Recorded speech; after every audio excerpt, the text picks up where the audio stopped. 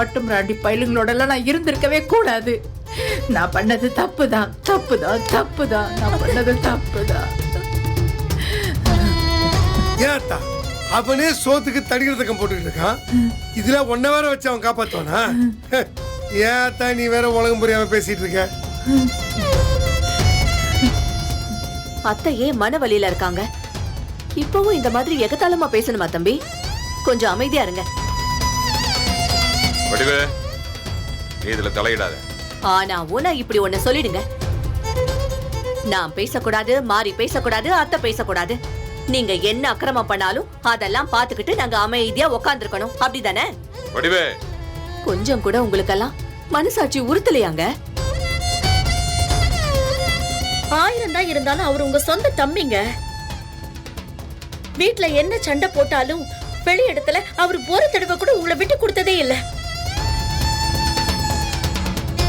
ஆனா இன்னைக்கு ஊருக்கு முன்னாடியும் பொண்ணு வீட்டுக்காரங்க முன்னாடியும் உங்க தம்பியை நீங்க விட்டு கொடுத்திருக்கீங்க. உங்க தம்பிக்கு கோமதி வீட்டுக்காரர் கல்யாணம் பண்ணி வைக்கிறது உங்களுக்கு அவமானமா இருக்கு. ஆனா உங்க தம்பி கல்யாணத்தை நீங்களே நிறுத்திருக்கீங்களே, அது உங்களுக்கு அவமானமா தெரியலையா? ஏய் வாயம்பூடு பேசிக்கிட்டே போற. நீங்க அதட்டுனா நாங்க வாயை மூடிடணும். ஆனா ஊர் வாயை மூட முடியாதுல்ல. வெளியும் சொல்லியுமா வெளியில போறீங்கல்ல, தம்பி கல்யாணத்தை நிறுத்தின அண்ணன் போறாருன்னு சொல்ல மாட்டாங்களா? அம்மா, அப்பா கிட்ட பேசிட்டு இருக்கீங்க, கொஞ்சம் பார்த்து பேசுங்க. சீ, வாயை மூடுறா.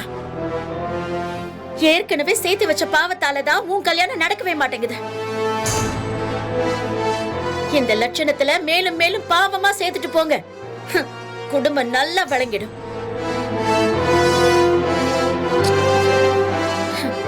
அத்தை, நீங்க வாங்க அத்தை. எனக்கு வயசாகுது. எப்போன்னு இல்லாம நான் போய் சேர்ந்துருவேன். சாகரத்துக்குள்ள என் புள்ள கல்யாணத்தை பார்க்கணும்னு நான் ஆசைப்படுறேன்டா. அதுதான்டா எனக்கு இருக்கிற ஒரே ஆசை. அது மட்டும் நடக்கலன்னு வச்சுக்கையே, என் கட்ட வேகவே வேகாது.